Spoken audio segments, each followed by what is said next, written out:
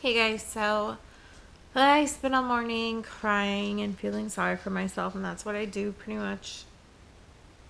Like I've learned not to spend the whole day like that, but pretty much most my mornings on the anniversary of my mom's death goes like that. I used to spend all day like that, and then I kind of learned it's better to celebrate the life that she had than to um, be angry and sad. And so if you guys saw my Dear Me letter, um, you probably know now that my mom was an alcoholic or had a drinking problem. Um, she had that it is a disease, and I never understood it till I was an adult that it was truly a disease. So my freshman year of college, my mom and dad called me. My dad was very calm. My mom was freaking out and upset. Um, she'd always been so sick a lot as when I was a child, and as you're gonna see in pictures of her from when she was like younger, when I was younger, until she started getting older, you could tell she just got sick. She was gaining a lot of weight. She changed a lot, and so they called me upset because my mom had found out that she had hepatitis C, and the doctors say they think she had had it since she was extremely young, which she did have, I believe, either like a lot of blood given to her or like a full blood transfusion as a child. And they think that's when she got it, in the 50s, I guess. And I guess they just weren't as careful then as they are now, or they didn't know enough about it. But she never had another reason to have like she never had a reason to have her, I guess, hepatitis C checked, or she had never had been checked for it. Um, and because of that, and the fact that she drank so much, um, they said her liver was failing, and she needed a new one. Like, couldn't even do like a half a transplant where someone gives you a part of the liver. That's how bad it was. I think that was her rock bottom because she changed. Like, she changed. She started doing what she's supposed to do. She stopped drinking. She did everything she was supposed to do, and I was so surprised. But she understood that that needed to be done. She needed to change her life to be able to receive an organ and also, I guess, be worthy of it. I don't want to get into that too much. Yes, my mom was an alcoholic. Her being an alcoholic is not what caused her liver to become completely, like, just gone to shit. Um, it was probably the combination of hepatitis C since she was a child and that. And of course, my parents freaked out because she had me and my brother, um, and my sister. Like, you can get it from other things like blood and stuff like that. Just, your whole life you've got lived with somebody that you didn't know you could get this from, or we could have gotten it at birth, but they tested us and we were fine, so that was good. Um, but anyway, enough about that. I just want to, because I've talked about it before. I had parts of my childhood were really, really horrible. My mom was such an amazing person, except when she drank. Then she was a completely different person, and it was horrible. But I know now it's truly a disease. It took me a long time to accept that. When she first died, I just wanted to only remember the good, not talk about the bad. It's taken me a long time to be able to say she was an alcoholic, and you know, it is what it is. But I just wanted y'all to know that, because I kind of talked about it in the Dear Me video. If you don't know what I'm talking about, I'll link it below. Basically, they said, like, even if she hadn't have drinking, then maybe she would have been able to get a partial liver, but it came down to you've had this your whole life and didn't know about it. situation. So, but it is important that I tell you guys that I feel like after her life of destruction, she did try to change, and she did what she was supposed to do, and she went to her meetings and all her transplant meetings and absolutely everything she was supposed to do. Um, so anyway, what it came down to, I'm not gonna like go through the whole story, it'd be a long video, but she was so sick, we took care of her. She had a time after my wedding where she fell into a coma. When you are having liver failure, your liver doesn't cleanse the toxins and stuff like that, and you have to take a lot of medications. Otherwise, toxins and all that stuff that your liver usually processes will build up in your brain. And that had happened.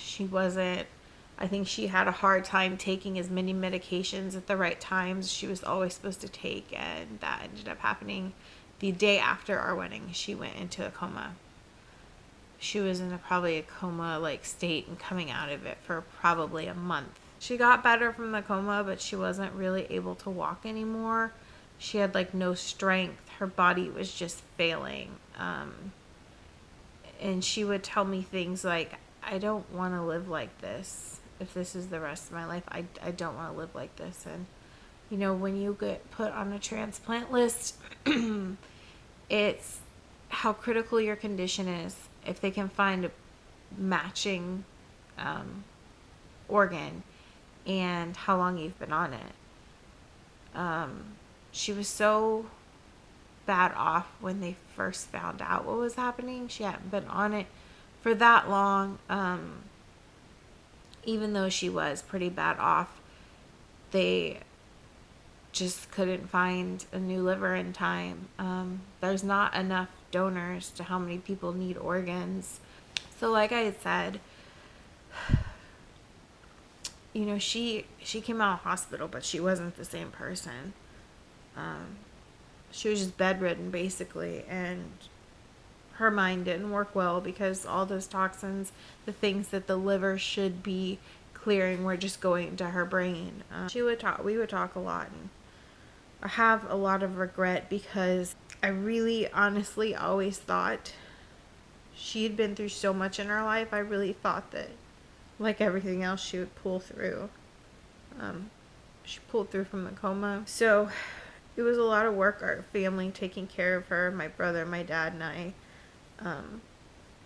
I was working at a school down the street from my parents' house, so I would spend my lunch breaks at the house helping as much as I could. And my dad would have to work extra jobs to pay for her medical bill. And then I would go over there at night and sit with her and take care of her as long as I could before I had to go home and go to bed before I worked the next day. And she just started fading. There were several hospital trips where they had to take her because, you know, if nobody was there, you couldn't force her to drink water and stuff. She was just so weak. And one night my dad called and he said, I'm taking your mom back to the hospital. She's acting funny. And my biggest regret is probably a few hours before he had called me, I had stopped by the house. And she just wasn't really talking. I just thought she was tired. I felt like something was a little off, but I thought, okay, she must be tired. I got to get back across town. And I think I had to do, I don't remember what it was I had to do, but I thought, should I call my dad? And then she said something to me. I don't remember what it was. She mumbled something to me, and I was like, she just must be tired. And I think I just told him, checked on mom. She seemed really tired. And by the time my dad got home, she was acting really weird. He took her to the emergency room. She had become dehydrated. But because of her already failing liver and other organs had started shutting down, that was it. they put her in the hospital in ICU, and stuff just started shutting down. Her body just started shutting down. We had her on so many. She the day that I saw her and she was sleepy was the last time I saw her awake. When she got to the hospital, she went back into a coma. Everything in her body was failing. And we had a meeting, and they told us there's nothing we can do. There's nothing. We can't reverse the body shutting down at this point. Like, there's just nothing you can do for her. We can just keep her on life support to just keep her alive and breathing, but she's gone brain dead at this point. This was over like 2 days, and we knew that this might come. We knew that we might have to pull the plug, as people say, or turn the life support off, but nobody wants to do that. You don't, and it's not because you don't want to do that for the other person necessarily, because it was my mom's wishes to never be on life support. She never wanted that. She wanted, when her time was there, like, do not resuscitate necessarily, like, just let me go. It was selfish. It was just for selfish reasons. We wanted to keep her there, and you have so many regrets of, like, if I've thought, like, what if I called my dad? Would it have mattered? And the doctor said it didn't matter at that point. But you live with that. You still live with that. Like, but what if? And my dad had regrets of his own. We all did. But basically, he said she was gone. She was gone. For all intents and purposes, it was just machines keeping her body going. So we had to make the decision and turn the life support off. And when we did that, my uncle had already flown in town, like on an emergency flight, because, you know, when she first went in, we thought, like, this could really be it. And like I said, there was 2 days where we tried to see if things could turn around, and they just kept getting worse. And so I'd had some family that flown in, and my uncles, her brothers, my Nana, her mom is my Nana, like, my dad's family, my aunts, just, like, everyone that loved her, to the point where, like, not everyone could be in the ICU when it was time. But we turned it off. Me and my dad kept telling her, it's okay to go. We're going to be okay. And when somebody's on life support and they turn it off, their heart will go. It's not like in movies where it's like beep, beep, beep, beep, and that's it. They'll flatline, and then they'll come back a little bit, and they'll flatline, and then they'll come back. And the doctor said, don't think they're, like, coming back to life, or that it's not, or that they're gonna, like, wake up or something like that. They prepared us. So we just kept telling her, it's okay, Mom. Go home now. Go be with God. Go be with your dad. My grandpa had passed before her. My dad's dad. Go be with Grandpa. It's okay to let go.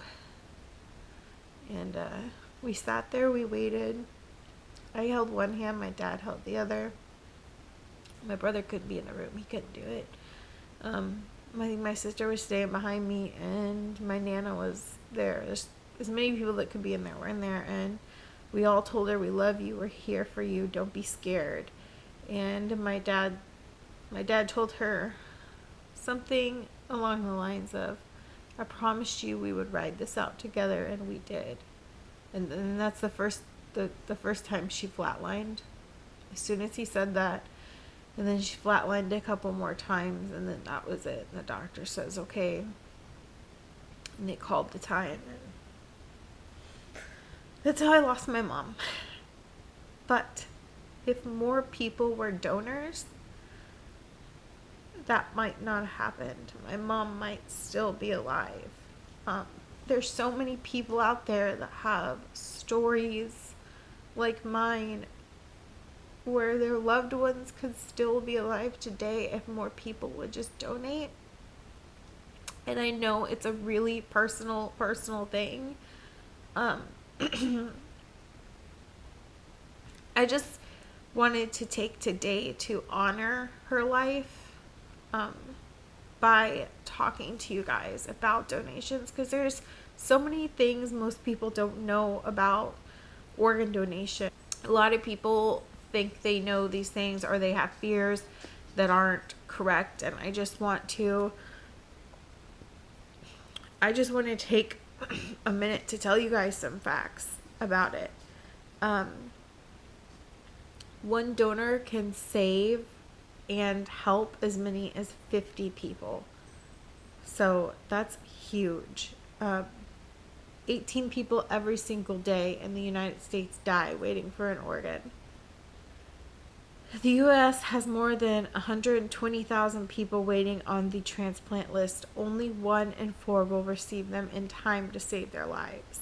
The number of people in need of transplant continues to rise faster than donors.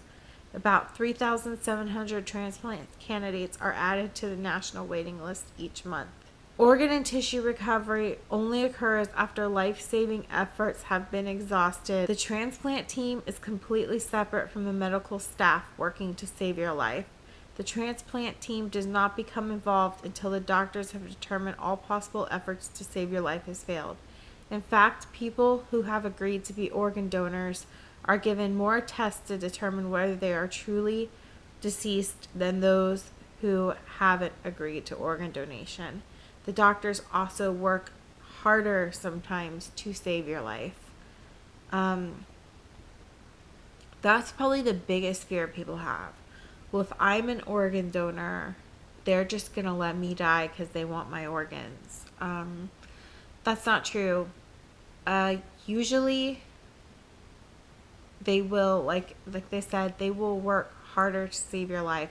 You'll be given more tests to determine that there's truly nothing else they can do for you, that you are truly deceased and there is no chance of recovery. Also, the organ donation people are completely separate from the doctors in the hospital. The doctors in the hospital don't work for or have anything to do with the organ donations. So it's not like they're just in there trying to grab your organs, like when they could have saved your life. It's not like that at all. You don't have to donate everything. You can literally pick and choose what you want to donate, or you can donate everything. They can even take your eyes to help a blind child see, or not. Or you can just donate like your liver, your heart, just whatever it is that you're comfortable with.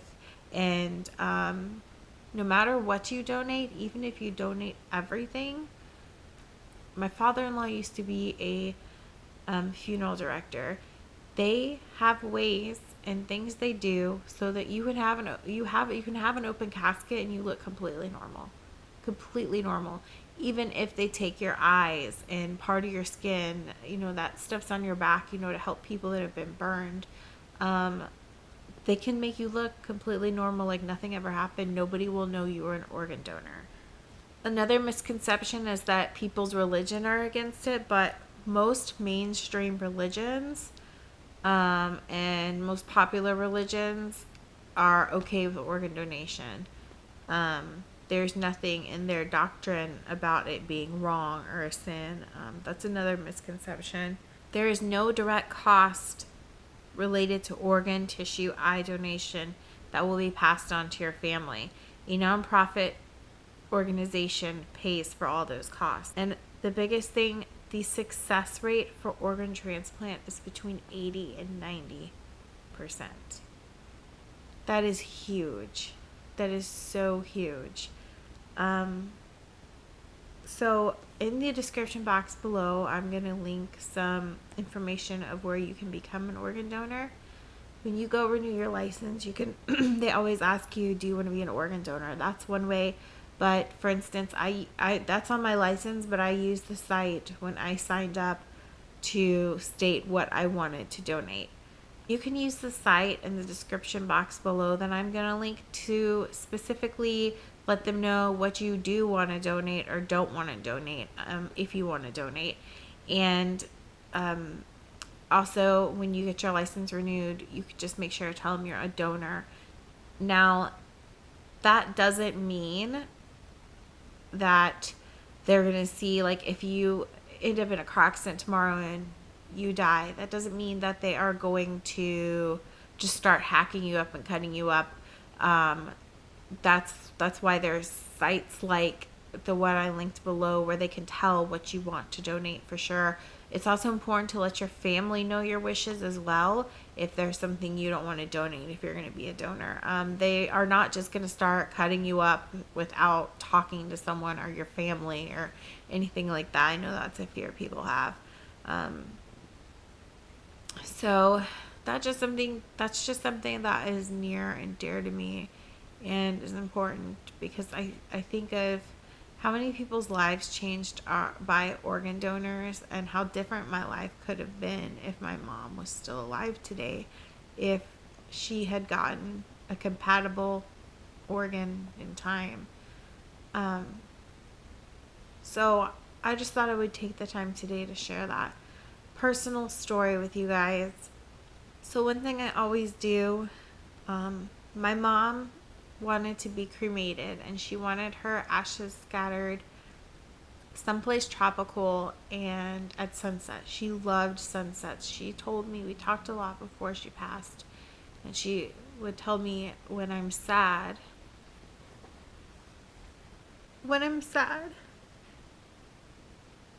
watch the sunset, and she would be with me. So when she passed, we took a family cruise that went to the Florida Keys, because she always wanted to go to the Florida Keys. My dad hired a private yacht, and we scattered her ashes at sea at sunset, and we each dropped a rose into the water, and it was really beautiful, and there was dolphins that came up, and it was just really beautiful. So I always, on her birthday, the anniversary of her death, Mother's Day, stuff like that, I get a balloon, and I'll include a couple pictures.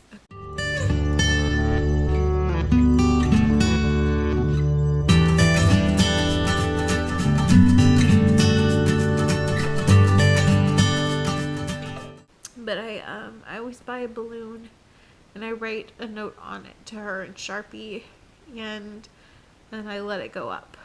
I feel like I'm sending her a message to heaven. So that is a tradition that I have. I started after she passed. Today I'm just gonna honor her life, and when a slideshow plays, I'm gonna read a poem that I found shortly after she died that is about organ donation, and it's really beautiful. And I'll see you guys tomorrow. Bye. To remember me. The day will come when my body will lie upon a white sheet neatly tucked under four corners of a mattress, located in a hospital busily occupied with the living and the dying. At a certain moment, a doctor will determine that my brain has ceased to function, and that, for all intents and purposes, my life has stopped. When this happens, do not attempt to instill artificial life into my body by the use of a machine. And don't call this my deathbed.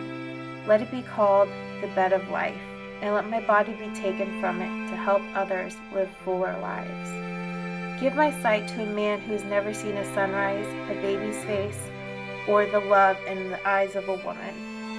Give my heart to a person whose own heart has caused them nothing but endless days of pain. Give my blood to a teenager who is pulled from the wreckage of his car, so that he might live to see his grandchildren play.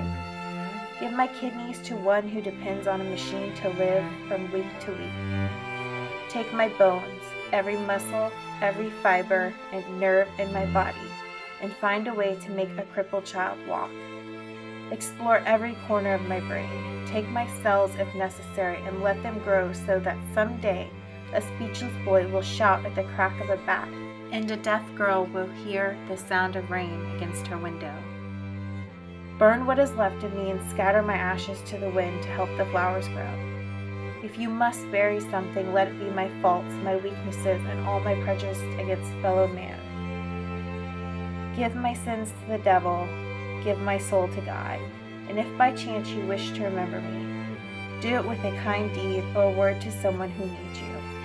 If you do all I have asked, I will live forever.